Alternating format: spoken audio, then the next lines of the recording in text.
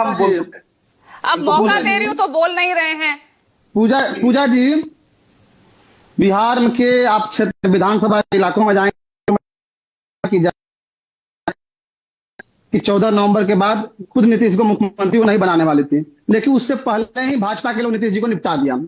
आप जानती हैं कि भाजपा के Manish ji, please I request you, आप इंटरवीन नहीं करेंगे प्लीज। पूजा जी, आप जानती हैं कि सीएम चेहरा के लिए भाजपा के दो ही टॉप लीडर हैं जो तय करते हैं, अमित शाह और मोदी जी।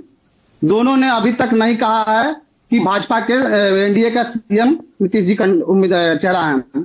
और आप ध्यान दीजिएगा, जो अभी एलजेपी के प्रवक्ता बोल रहे थे, संवैधानिक की बात कर रहे हैं, उनकी सरकार पे सबसे अधिक कोई एनडीए का नेता सवाल खड़ा किया है अपराध को लेकर, हत्या के लोग, तो चिराग पासवान जी हैं। और सीएम चेहरा की बात भी एलजेपी के अरुण भारती जी उठाए। और आप एक चीज ध्यान दीजिएगा, जब यह संवैधानिक बात कर रहे थे तो आप 2024 का चुनाव देखिए, 19 का चुनाव देखिए, तब नारा लगता था मोदी सरकार, एनडीए सरकार नारा नहीं लगता था। 2020 का चुनाव देखिएगा तो नारा लगता था नीतीश सरकार। लेकिन आपको याद होगा कि कल मोदी जी के सब मंच पे मोदी जी क्या लगवा रहे थे नारा? एनडीए सरकार, नीतीश सरकार नहीं लगवा रहे थे। दूसरी बार अमित शाह ने कहा कि हम पांडव हैं। अगर पांडव होते तो मांझी जी 15 ग्राम किस दुर्योधन से मांग रहे थे? आखिर उनके बीच पांडव दुर्योधन कौन था? क्योंकि तो दुर्योधन के लिए पंक्ति लिखे थे। अरे तो कम से कम वो 5 पांडव अभी भी कायम है ना, गठबंधन तो बना हुआ है। आपके साथ तो पशुपति पारस थे, रुकेगा नहीं, सुन लीजिए, रुकेगा। मनीष पांडे नहीं, ऐसे नहीं चलेगा। आपको किसी ने इंटरव्यू नहीं किया, तो प्लीज मैं आपसे भी यही एक्सपेक्ट करती हूँ।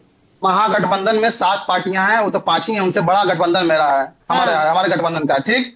और ये बात जो कह रहे थे अभी, आप ही जो कह रहे थे अभी, जितना कुपेंद्र कुशवाहा जी का बयान सुना रही थी, आपको याद होगा 5 सितंबर को उपेंद्र कुशवाहा जी ने खुद कहा कि नीतीश जी सरकार चलाने लायक नहीं है। अरे भाई, अब तो सवाल आप पर आकर खड़ा हो गया ना कि जो वोट बैंक आपके साथ हमेशा खड़ा और आप उन्हीं को धोखा दे रहे हैं। बनाएंगे डिप्टी सीएम किसी मुस्लिम नेता को? बिल्कुल नहीं, किसी को धोखा दिया है, बिल्कुल धोखा नहीं दिया है।